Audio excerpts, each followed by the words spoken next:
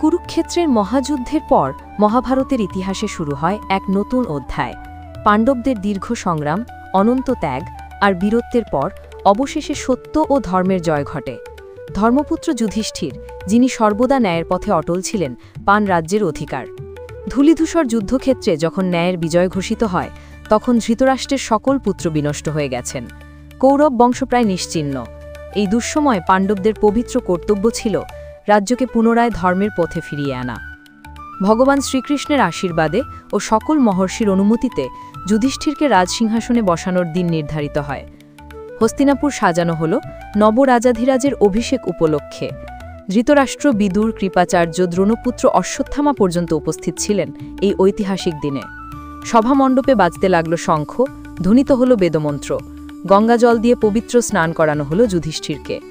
যখন তিনি সোনালী সিংহাসনে বসেন, চোখে অশ্রু আসে। কারণ এই রাজ্য জয়ের পেছনে লুকিয়ে আছে অসংখ্য প্রাণীর বিনাশ, প্রিয়জনদের হারানোর বেদনা।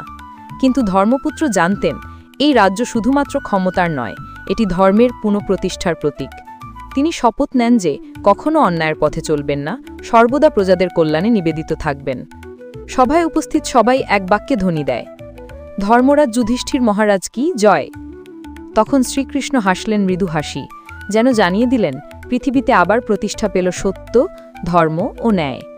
এইভাবেই যুধিষ্ঠির হয়ে ওঠেন কুরুরাজ্যের নতুন অধিপতি এবং মহাভারতের এক নতুন অধ্যায়ের সূচনা হয়, যেখানে রাজত্বের মূল লক্ষ্য শক্তি নয়, বরং ন্যায়ের শাসন।